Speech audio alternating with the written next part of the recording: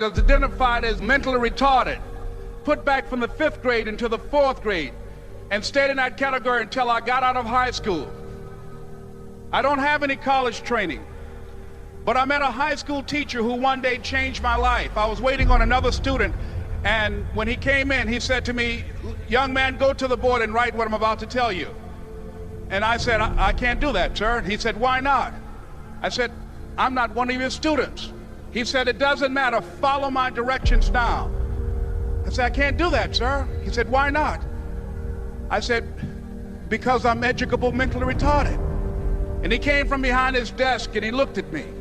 He said, "Don't ever say that again.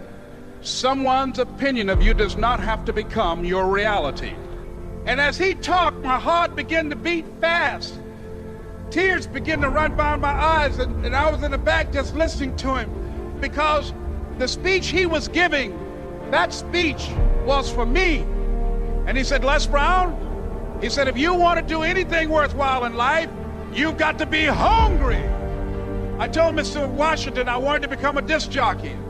And so I started working to develop myself. He said, "I want you to practice every day being a disc jockey." I said, "But I don't have any job now." He said, "It doesn't matter." He said that it's better to be prepared for an opportunity and not have one than to have an opportunity and not be prepared. And as I was working to develop myself, I applied for a job as a disc jockey, WMBM on Miami Beach. I went to a guy named Milton Butterball. I said, "How you doing, Mr. Butterball? I'd like to get a job as a disc jockey." He looked at me, he said, "You have any broadcast background?" I said, "No, sir, I don't." "You have any journalism background?" I said, "No, sir, I don't." He said, "We don't have any jobs available." I said, "Yes, sir." I went back to Mr. Washington and I told him. He said, "Don't take it personally." He said, "Most people are so negative, they will have to say no 7 times before they say yes." He said, "Go back again." So I went back again. I said, "How you doing, Mr. Butterball? My name is Les Brown." He said, "I know what your name is. What do you want?" I said, "I'd like to know whether or not you have any jobs as a disc jockey, sir." He said, "Didn't I just tell you yesterday we didn't have any jobs?" I said, "Yes, sir, but I know whether or not somebody got laid off or somebody was fired, sir." He said, "No one was laid off or fired. Now get on out of here." I came back the next day like I was seeing him for the first time. I said, "Hello, Mr. Butterball, how are you?" He looked at me with rage. He said, "Go get me some coffee." I said, "Yes, sir." And I went to get him some coffee. After a while, I would get their lunch and dinner, and I would go in the control rooms and take the disc jockeys their food, and I would not leave until they would ask me to leave. One Saturday afternoon, while I was at the radio station, a guy named Rock was drinking while he was on the air.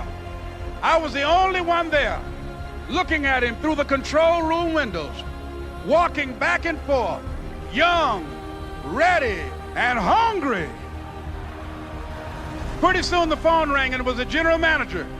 And I answered the phone. I said, "Hello?" He said, "Les, this is Mr. Klein." I said, "I know." He said, "Rock can't finish his program." I said, "I know." He said, "Would you call one of the other DJs in?" I said, "Yes, sir."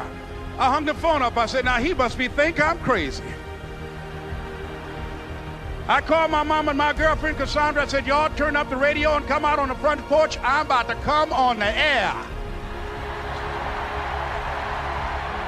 I waited for about 20 minutes, and I called him back. I said, "Mr. Klein, I can't find nobody." He said, "Young boy, do you know how to work the controls?" I said, "Yes, sir." He said, "Go in there and don't say nothing here." I said, "Yes, sir." I couldn't wait to get behind those controls. I put on an old Stevie Wonder record called Fingertips. I sat down behind that turntable. I said, "Look out, this is me, LB Triple P, Les Brown, your platter playing papa. There were none before me, and there will be none after me. Therefore, that makes me the one and only. Young and single and love to mingle, certified, bona fide, indubitably qualified to bring you satisfaction, a whole lot of action. Look out, baby, I'm your love man." I was hungry. I was hungry. You got to be hungry. Begin to know that you have greatness within you.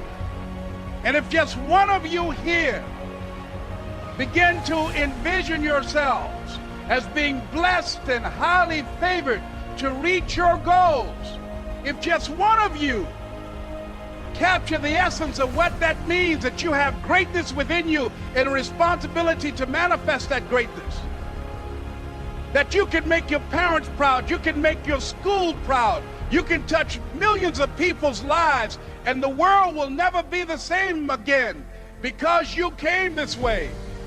It was hard, ladies and gentlemen, coming to speak to people. And I was facing financial difficulties in my own life. I was behind on my bills and my dreams, and I'm saying to them, you can live your dream. It was hard, ladies and gentlemen. It was very difficult to pick myself up each day believing that I could do it. There were times that I doubted myself. I used to ask myself, can I do this? And something said within me, you're the one. Don't give up on your dream. By continuing to push forward, by continuing to run toward my dream, that one day I would have my own talk show. It's a long shot, ladies and gentlemen, from Liberty City, an abandoned building on a floor, never knowing my mother or father. It's a long shot. Being here with you today in this dome in Atlanta, it's a long shot.